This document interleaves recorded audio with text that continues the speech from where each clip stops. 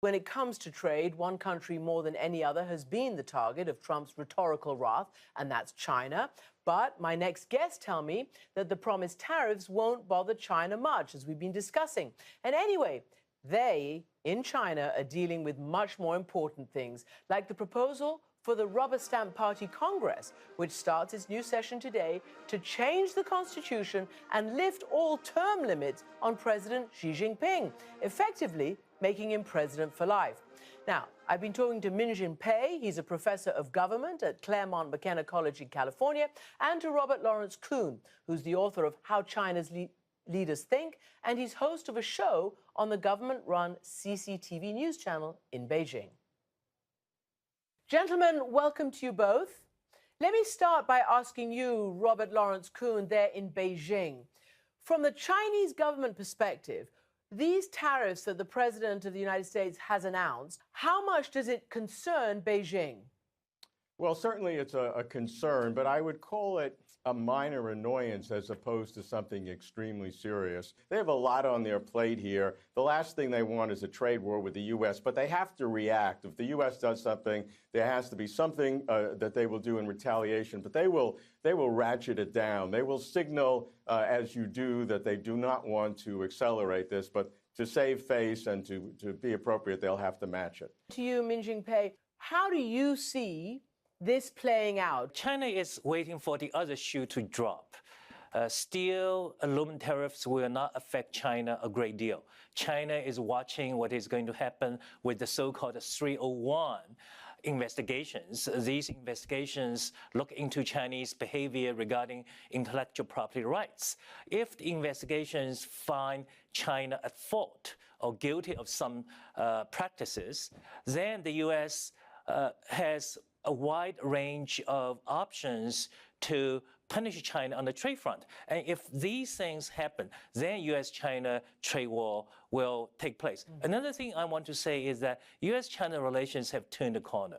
This is a relationship that is headed toward a long period of confrontation and adversarial relationships. So what is going to happen on the trade front is part of a much larger picture of geopolitical rivalry, if not competition. Of course, this is happening in the atmosphere of the announcement last week that it looks like the term limits are going to be lifted on the presidential terms and that this is going to be ratified this week, which could lead to President Xi being in office for life. Is that what you expect? And why this change? There were very clear term limits that the past few presidents have adhered to. The event itself is less important than it seems. When Xi was appointed core of the Central Committee of the party and of the whole party, as they say, in October 2016, when he was core, that effectively undermined the traditional collective leadership and put him in a much superior position. But this announcement, what it does, the intended consequences, is make it clear that he is going to be the one to see through his grand vision for China 2050 and China 2035, this great modern socialized nation that they say, that going to be prosperous, strong, democratic, culturally advanced, harmonious, and beautiful, if I got it all right. And so he wants to be the one to make that happen and in the short term, to deal with the specific problems that China has, to break through interest groups and to let anybody know so if they can think they can wait him out for his next term, they're wrong because they can't. Well, then let me put that to Minjin Pei. I mean, what Robert Lawrence Kuhn has just said sounds all very benign and very much in the greater interest of China and that it's no real big deal. How do you see it from your perch in California there, teaching government? It is quite a big deal. In fact, Mr. Xi signaled his intention to break the term limits in October last year when he did not appoint a successor. First of all, this will really mess up the party's own term limit systems throughout the system. Let's remember that the term limit applies not just to the top person in the Chinese party state. It applies to everybody who is something in that system. So if the top leader does not have term limit. How are you going to persuade people throughout this hierarchy to retire after 2 terms? So there's likely to be a lot of confusion, resentment afterwards. The other downside I see is that it is now all his show. If he can deliver, he will become China's most effective leader. But if he cannot deliver in the next 5, 10 years, then it will be his whole responsibility. So let me ask you, The Economist in its cover article, this latest one, basically says the West got it wrong. They bet wrong on China. They believed that it was going to move incrementally towards a more pluralistic political system and to a market economy, a much more open economy. But they're also saying that with this decision, China moves from autocracy to dictatorship. So how would you sum up the type of leadership we're about to see? I don't care what kind of title you call Mr. Xi or what kind of label you apply to China. All we want to look at is the policies President Xi has been pursuing or the direction in which China is moving. I would say if you look at the last 25 years, for roughly about 10, 15 years, China was more or less moving in the right direction. The society was opening up, the economy was becoming more liberalized, and engagement with the West, with the rest of the world, was also moving in the right direction. You cannot say this about China for the last 10 years, or especially for the last 5 years, when Chinese society is becoming more closed. Politics is much more repressive, and its foreign policy is creating a lot of tensions with the rest of the world. So if you look at those things, then you really have to ask that question: did the West get China wrong, or is the direction China is moving in both be good for China or for the rest of the world? Robert Lawrence Kuhn, you clearly disagree. Well, first of all, I do think this is a big deal. We need to look at this in a more fine-grained manner. People seem to do it very coarse-grained and in terms of the political controls and political stringencies that have been put on society. But you have to look at other things, too. You have to look at the anti-poverty campaign, where under Xi Jinping, roughly the final 100 million people, there are about 30 million more to go by 2020. There won't be any more extreme poverty in China. You have to look at rule of law, which is underappreciated in the West. What is being done? It's not being done to supersede the party the way in the U.S. system, but for 99% of the people, the control of the courts is now away from the local party.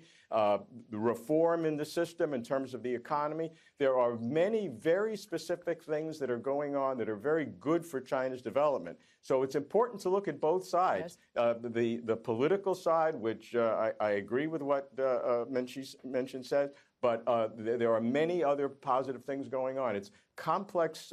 China's a complex society. It now has one leader, and as we've said, he will be responsible for the successes and the failure. There's no place else to look. What I'd like to do now is play you a piece of tape, some sound, that was taken from President Trump addressing Republican donors over the weekend. Don't forget, China's great, and Xi is a great gentleman. He's now president for life.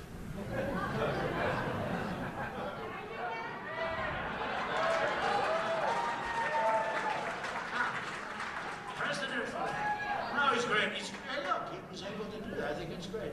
Maybe we'll have to give that a shot someday. So, Minjing, do you think President Trump was joking?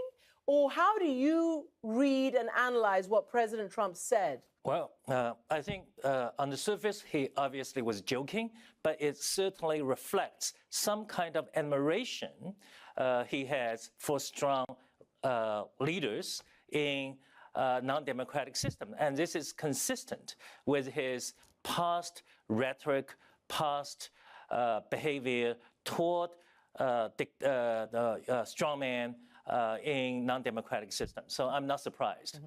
And Robert Lawrence Kuhn, how do you think that is being digested by President Xi and the leadership there? Well, I don't think they take President Trump's comments too seriously. Trump may have been joking, but he is obviously envious I think one has to be wary if one is in China, if the only prominent person that gives applause to this new policy is Trump.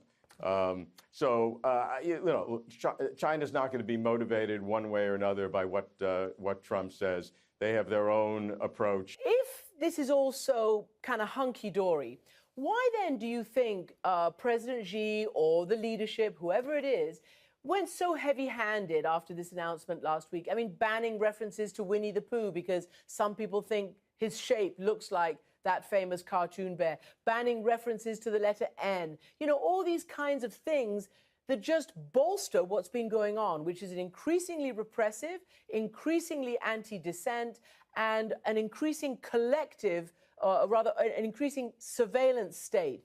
Why go through banning those kind of what we think is silly? What I'm saying does not say that everything is hunky-dory. What I'm saying is that there are two big sides to this picture. One are the accomplishments that can happen, which a high percentage of the Chinese people support, and the other side are the unintended consequences, which is the brittleness of the system.